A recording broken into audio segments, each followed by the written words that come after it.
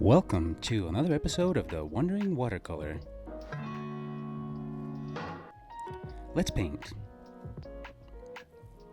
So this is the first page of the Forest Scenery watercolor coloring book that I design, print, and package. And for the paint, we're going to be using the Crayola education watercolors. I do make my own paint, but I'm just having a hard time keeping up. So I've started to just use other paints with my books because it's hard for me to keep up.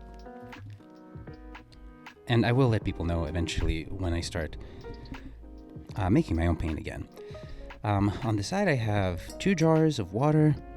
This is just a regular brush. I think I got it from like a pack of just like Walmart. I think the brush itself is like less than $1. I just want to show that you don't have to have really expensive brushes.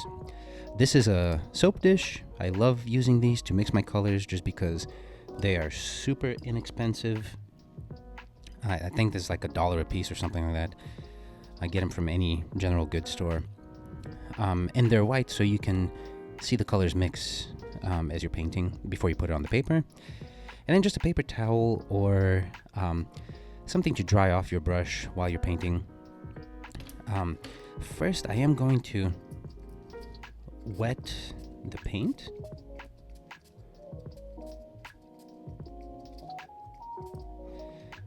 That way it makes it a lot easier to work with.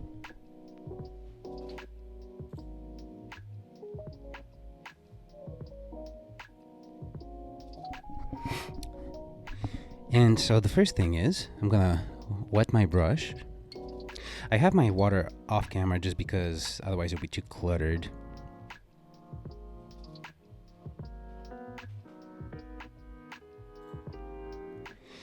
And we're going to start off with getting some green. And not too much green. But basically, I'm gonna go in, I'm gonna add where there's lily pads. I'm just gonna add a little bit of just a mark, just kind of like fill them in.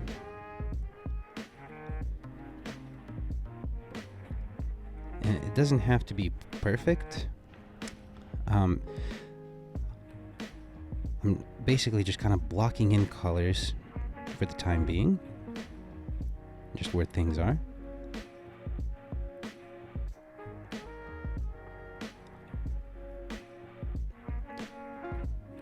And the colors begin to get lighter as I keep doing this because there's less paint on the brush. But that's okay because we want that. We want there to be variability in the colors, especially when we start to make second and third layers, since that'll give us the opportunity for highlights. I'm gonna rinse my brush. And then I'm just going to pick up some of that color. I'm going to dry it off also. I'm going to pick up some of that color like that. Okay.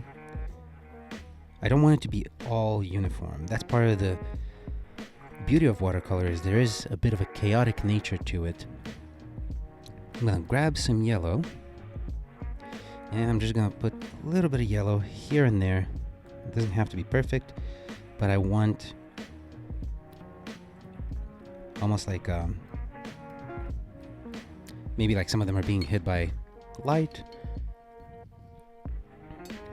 And the next thing, while all the paint here is still just a little wet, I want to go ahead and grab some blue. And I'm not going to use any fancy names like phthalo blue or emerald green.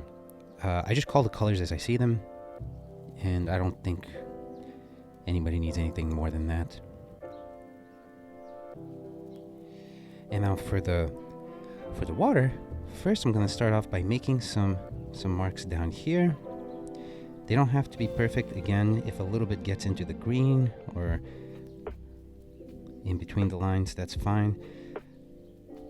And I'm laying down a heavier color down here, so most of the paint is coming off of my brush, and it'll lighten up as I go upward, as well as I'll mix in some water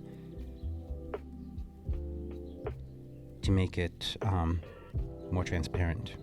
So I'm just gonna wet my brush, just dipping it into the jar just slightly. So this makes the next brush strokes a lot lighter as they're coming up.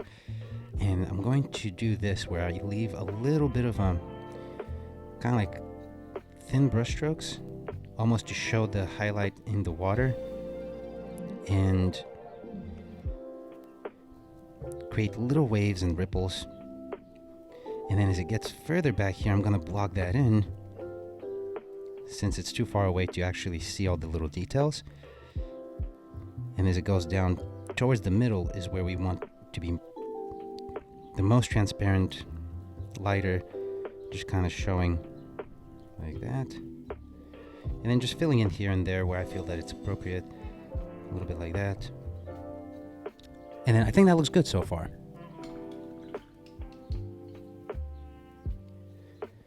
And see, that was very straightforward, not complicated. And so the next thing is to grab a little bit of yellow and mix it in with the green. Grab a little bit more green and start filling in on the rocks. So these rocks have a lot of moss on them. And take your time because there's a lot of detail here. Now, I intentionally made most of the detail to be very outlined so that even with a lot of color, you can still kind of tell what everything is. But first, I'm going to layer in and kind of like the bottom half of the little lumps of moss. I'm just kind of filling those in. And I'm not trying to be perfect, obviously. I just kind of want to fill in to establish where those areas are. And I'm doing the same for all the big boulders that are kind of around. Most of these images, well, pretty much all of them in this book, I drew them from imagination. It took me a very long time to make this book. It's probably the one that I've worked on the longest so far. That's why it's been almost a year since I published a new book. But I wanted to really make this very detailed. I love forest scenery. I used to hike a lot and then just stop and paint whatever scenery I saw. And so I used a lot of previous sketches and reference images to kind of establish different scenes. There. And so the next thing is I want to get a little bit of yellow. Not too much because I still want some of that green to show through. I dip my brush in the water before picking up the yellow just to clean it a little bit. But now I'm going to go in and do some quick brush strokes like that. So I'm picking up some of the previous green and then also adding some of that yellow in there in the same brush stroke like that. And then maybe even leave a little bit on the rocks just to create a little more variability. Like that. Then I'm gonna rinse my brush.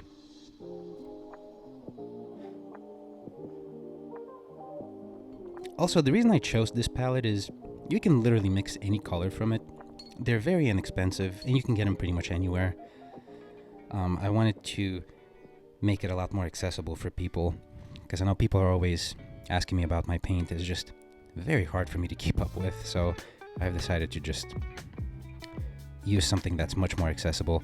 Also good quality. I really like this set, and I've tested probably every single paint that you can think of on the market. Okay, and now I'm gonna actually grab a little bit of brown.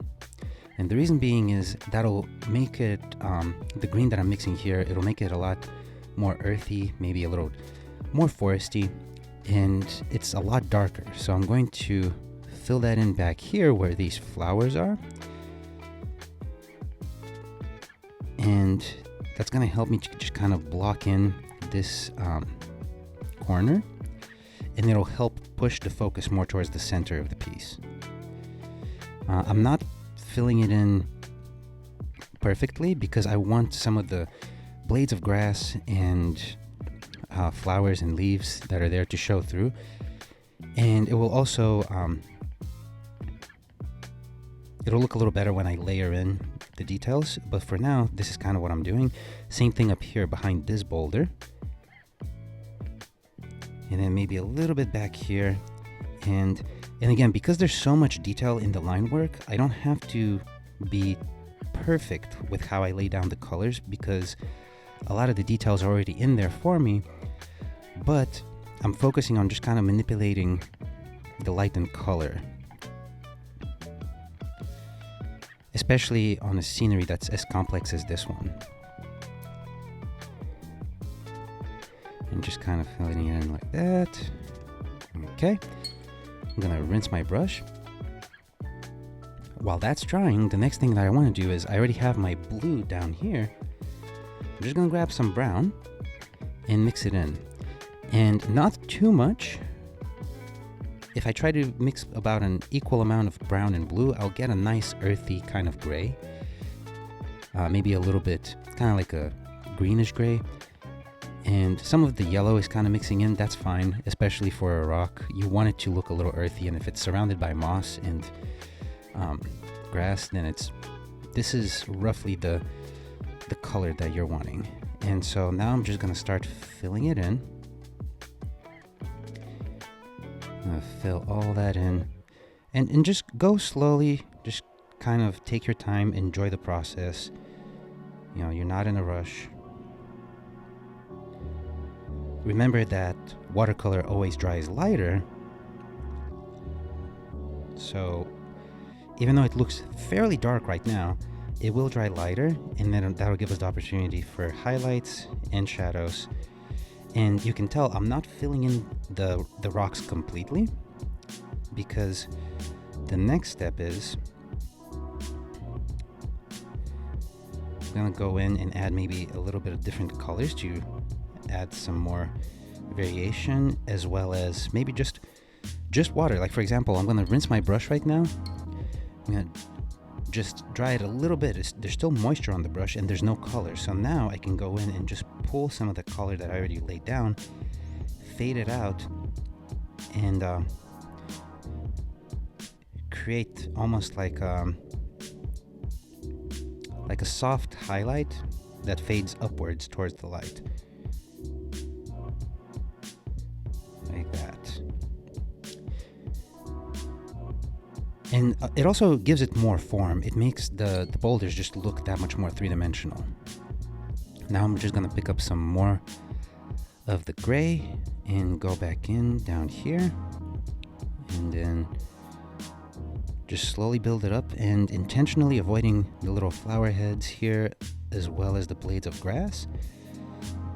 This part, there's a lot more detail involved, so take your time. I'm just filling it in like this. And down here, building it up slowly. Going around here.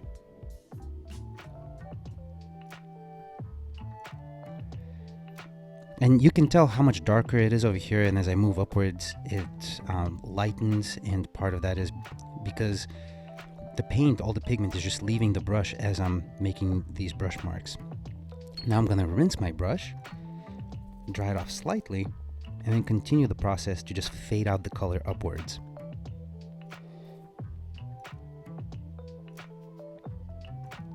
There we go. And see, it has that nice transition of color and light. It just makes it look more three-dimensional. And next I'm gonna grab some brown, just a little bit, and then I'll add water to it to dilute it. And so what I'm doing now is I'm just gonna add a little bit of just, that may be too much. Maybe I'm just gonna take a little bit off. I want there to be different colors on the rocks. Maybe a little more water just to make it more transparent. Because the rocks have residue from different lumber that may have fallen on them, different sticks, or just minerals, giving a little bit of a variation in the color just makes it look more organic, more realistic, and actually just more interesting, more pleasant to look at. I forget who it was that said that variety is the spice of life. That may be like a saying or something. And so I'm just gonna rinse my brush. That's looking good so far, but a lot of this area is wet. So before we add more shadows or more layers, we want it to dry, otherwise it'll start mixing in ways that we don't want it to. And in the meantime, what we can do is we can proceed with filling in the gray back here. Now, if you get a little more of that gray for the boulders that are back here, it'll actually help do what we were saying before and kind of frame the piece so most of the emphasis is towards the middle.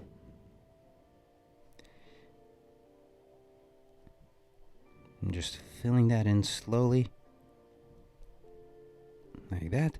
I'm gonna rinse my brush and dry it off. And I'm actually gonna pick up some of this excess because I think these boulders came out a little too dark.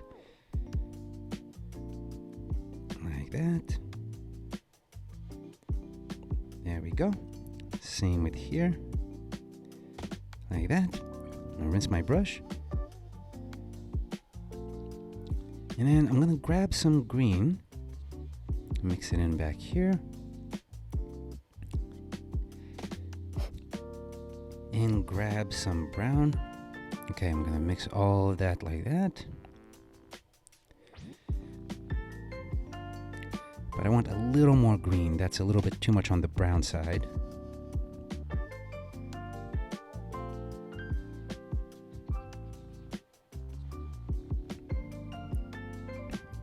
And I'll start filling in all the way back here. Now that's the furthest away. And so filling it in with really dark colors helps establish distance. It creates separation from the foreground and the background. Because, you know, in a forest, if you look far deep into the forest, like for example during the summer months where everything is nice and vibrant and green, things get darker because there's less light that can come through. And then I'm just going to use the same methodology back here. Towards the bottom mainly because this is more of it in the middle ground. This is closer to the viewer. And just kind of back here, definitely going to fill in like that. Like that. I'm gonna rinse my brush, and then I'm just gonna grab a little bit of green, mix it in a little bit, just a portion of it. I'm gonna mix it in with the color that I had just mixed, add more water, and go above what I had just placed so that there's more, it's kind of like a transition. It blends in and goes upwards, similar to what we did with the rocks, just different colors. Going just like that. And again, take your time. There's no rush. If you need to watch an area be painted first and then rewind and do it, whatever works. Okay, so just slowly building up these colors. And so the next thing that we want to do is I'm going to grab some yellow. I just rinsed my brush. I'm going to grab some yellow, grab a little bit of green, and more yellow. I want it to be more on the yellow side because now the treetops are much closer to the source of light, and I definitely need more yellow. And so we want that to show. I'm just gonna go ahead and like that.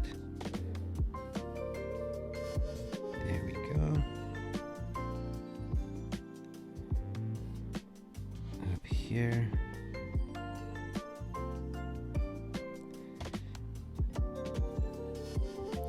If you ever go and paint in nature, you'll quickly realize you can sit there for hours and hours and never run out of details to capture.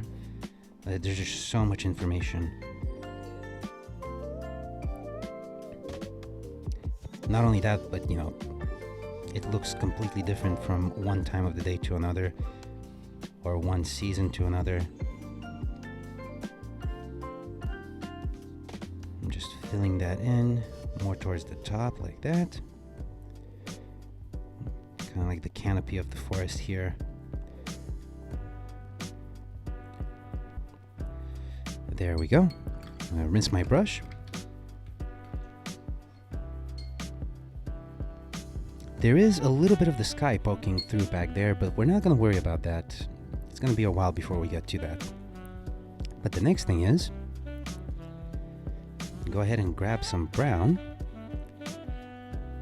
Now with the brown, if I want to, first I have to put a good amount of water in this mixture because I don't want it to be too strong when I start laying in the colors. But I also want to dull it a little bit by adding just a little bit of blue or purple, but I'm going to use purple for this purpose. The reason is that I want it to be different from the water. That way it's a little, if you use blue, it neutralizes it too much. It makes it too gray. It brings it more towards the gray. But if you use purple, because purple has a little bit of red in it, it helps dull it down, but not neutralize it as much, if that makes sense. And so what I'm doing here is I'm going to go ahead and lay down. Now this looks a little dark, but it will dry lighter, especially because I put a lot of water in the mixture. So basically what I'm doing here is kind of like thinking of where I want the shadows to be. So this part, obviously, it's kind of leaning downwards. This will all be in shadow here. In this area here, that will be in shadow. This one, like that. I'm gonna grab more. Going this way. Okay. I'm gonna rinse my brush, and then with the wet brush I'm gonna pull out the rest of that color, so it's gonna fade upwards, and it'll give me a base to layer in shadows and highlights on. Okay, there we go. Rinse my brush again.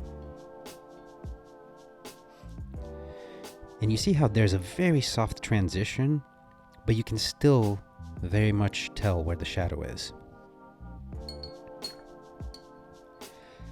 If the lighting was more dramatic, you could establish more contrasting shadows, but that can also be a distractor from the image. So contrast is useful whenever you're wanting to emphasize detail or a different focal point, but we don't want to do that here because there's so much information. It'll start being it'll clash a little bit.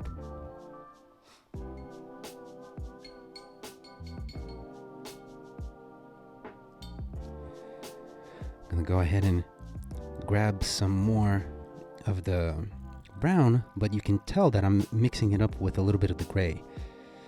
I'm gonna use this mixture for the background trees because it's a slightly different color, it's a slightly different shade. It helps with making the background trees not stand out too much. We don't want it to clash with the foreground.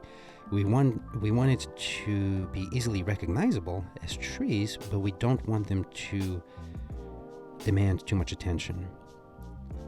So we're just kind of doing that.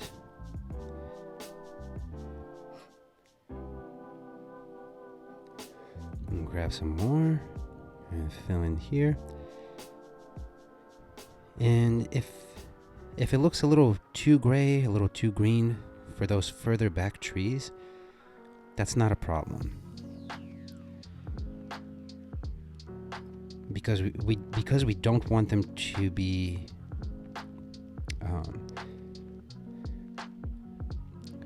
we don't want them to be the center of attention. We just want them to be in the background, so that's fine. I'd say we're about 60% of the way there. So the next thing is, I'm just gonna grab a little bit of green, a little more green, and mix it in with the mixture that we have up here.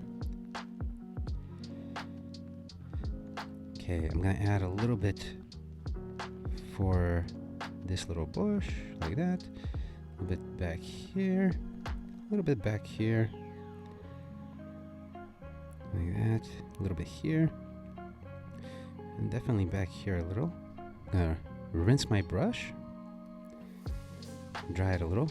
That's too much paint on it. Dry it a little bit, and then same thing where I'm gonna fade out those colors, like that. Dry my brush and maybe pick up some of that excess water, and do that a couple of times to make sure that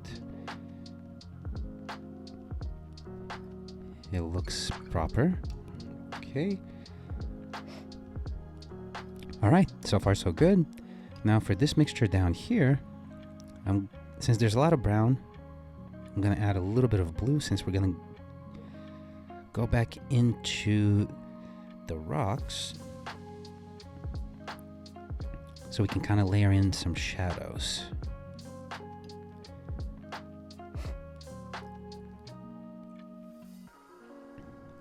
Okay, so we're doing over here, and then you can actually make some marks that look like cracks, or like makes a little bit of texture in the rocks, like, you know how it has like all the little cracks and bumps on the surface of rocks. This is an easy way to make it look more textured. That, and you just pick and choose how you want the little textures and shadows to look. They don't have to look exactly like mine. You can just kind of put down what feels right. There we go. Down here.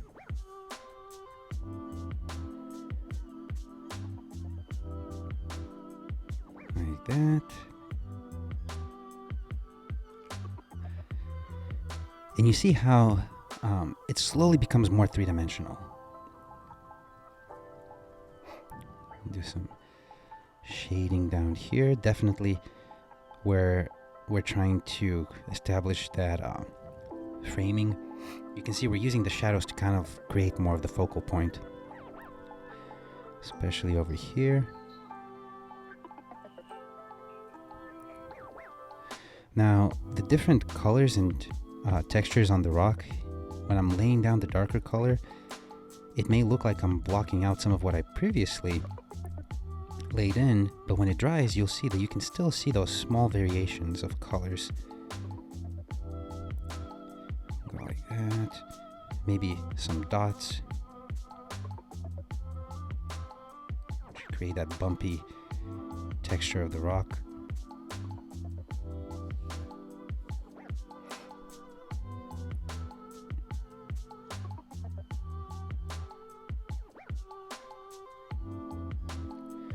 There we go. And then I'm going to go ahead and add a little more over here, just because I want this to be dark. It's still a little too light. I just want to darken it a little bit. And also, I forgot about this rock back here. I'm just going to fill it all in, because it's kind of in the middle ground, so it doesn't need to be too rendered. I rinse my brush, dry my brush. And next thing is I'm going to go back in to the mossy parts on the rocks. I'm gonna get the green like that. I'm going to get some yellow because I do want it to be kind of like a yellow-green. And now I'm basically going to do the same thing except for the moss. So I'm just going to more towards the edges, and it'll give it a little bit of kind of like a feel like it's raised up off of the rock. It doesn't have to be perfect, but putting it in these, like, in the edges, kind of like key areas, does make it look more three-dimensional. Just like that. Down here, I'm gonna do some of that. See how it immediately lifts it up off of the rock. It just makes it look like it's raised. Same here. And you'll also notice adding those dark shadows makes the lighter part actually look lighter. That's kind of like, that's using contrast to guide the viewer's eye. Like that.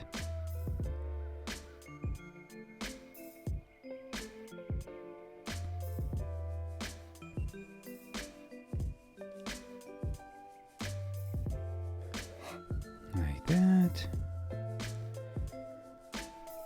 And then also add in some quick little dots just with the tip of the brush, because it'll make it look, it'll give it that mossy texture. There we go.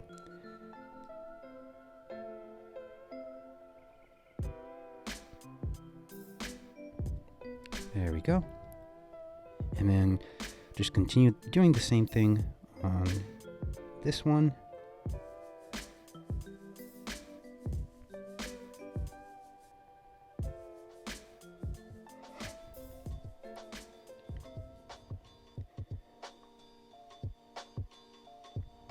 Like that.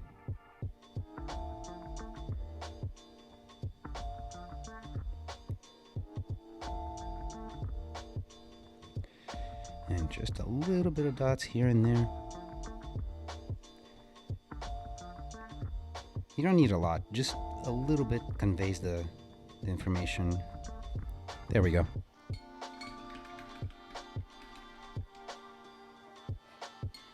Okay, rinse my brush. I'm gonna grab a little more brown and mix it up over here. Add a little more water. And I'll go ahead and I'll start filling in these trees here. And again, I'm just kind of putting the initial marks where I think it would be more shaded. And you can tell I'm not trying to make it perfect. There's plenty of spaces where I went outside of the lines.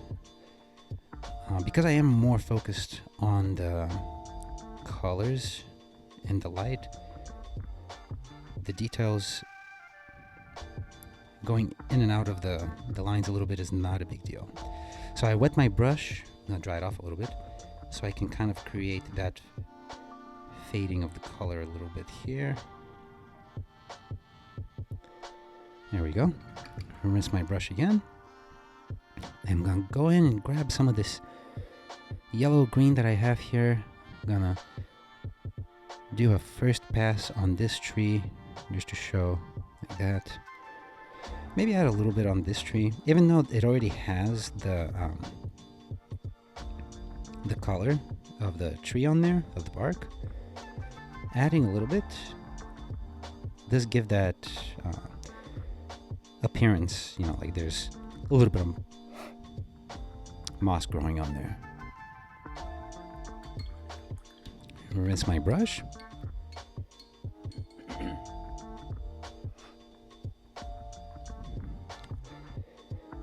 The next thing that I want to do is these little flowers that are right here, I'm going to give them a little bit of color. So I'm going to grab red, just a little bit of red. Red is a very strong color, and it can distract very, very easily. So what I'm doing is I'm adding water to this little mixture, and it makes it look more pinkish. And that's what I'm going to use for these little flower heads. Just fill them in carefully. It will look lighter as it dries, but then I can do the same up here. Just a couple of dots, just to create more of a balance. I'll rinse my brush again. I'm actually going to grab some of this yellow green to fill in kind of wherever I see white in this area. I'm just going to fill it in like that. And same with up here.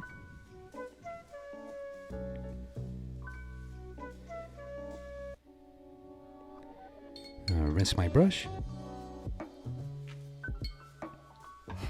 And now I'm just going to get the green and put it in here, but it's going to be mostly just the green without really using anything else. It'll pick up some of the color that's underneath it in the mixing plate.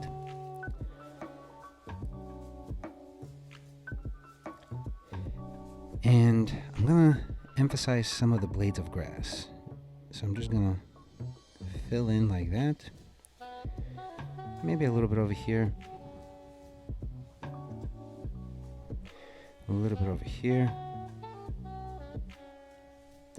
This area is too wet still, so that's okay.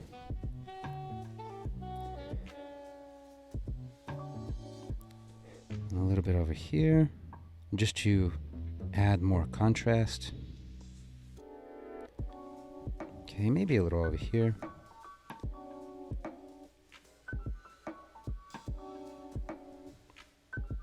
There we go. Rinse my brush.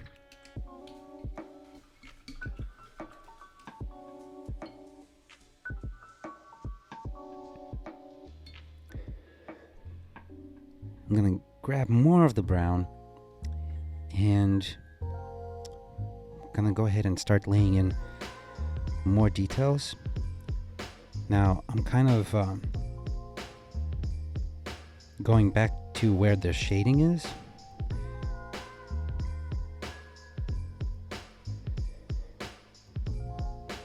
That's the initial step of layering the shadows, but also I want it to be, you can tell that I'm using a lot more paint. I want it to be more saturated because it makes it more pleasant to look at. And then the little lines in the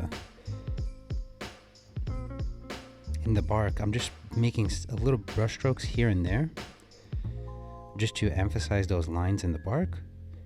And it doesn't have to be perfect, but it gives more of the impression that there's texture. And then I can do the same back here, just using the same color. There's less on the brush because, as I mentioned previously, the more you paint, the less stays on the brush. And I can use that to my advantage since I don't want the trees that are in the background or further back from the main tree, I don't want them to stand out as much. I'm just doing a little bit. Maybe a little bit here.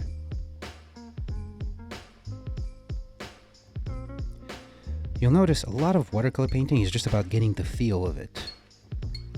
Once you develop a good feel of how much is on the brush, how much to add, things become immensely easier to paint. I'm going to grab some of this green mixture here that's a little darker to add some of that texture to the moss that's coming up on this tree. And just add some dots like that. Rinse my brush.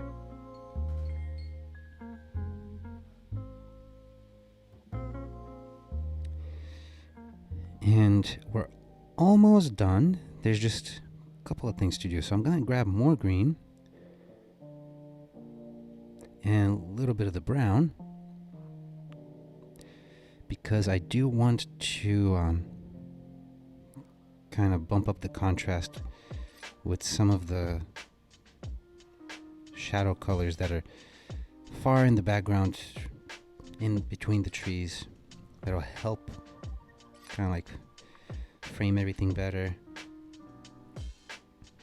and also make the foreground pop more, make it stand out a little more, just like that.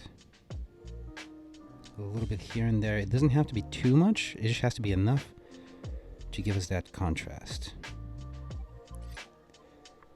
Like that. Okay, rinse my brush. I'm going to stand back for a moment. It's always good to stand back from the painting because it does help you make sure that everything looks coherent.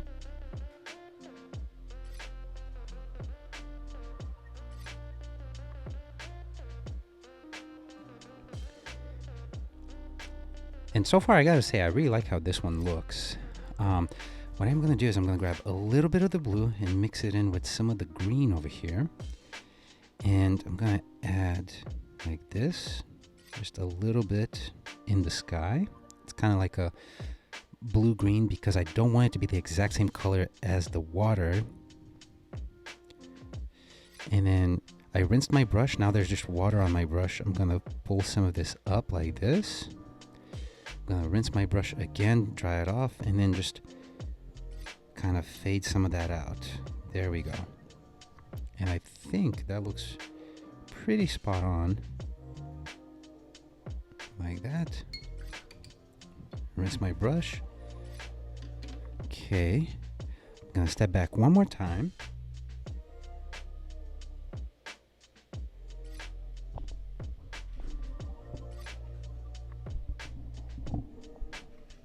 And yeah, I would say that this looks pretty good. I'm actually really happy with it, how this turned out. You can always add more, but because there's so much detail in this image, I would be hesitant to add more because it can become overwhelming.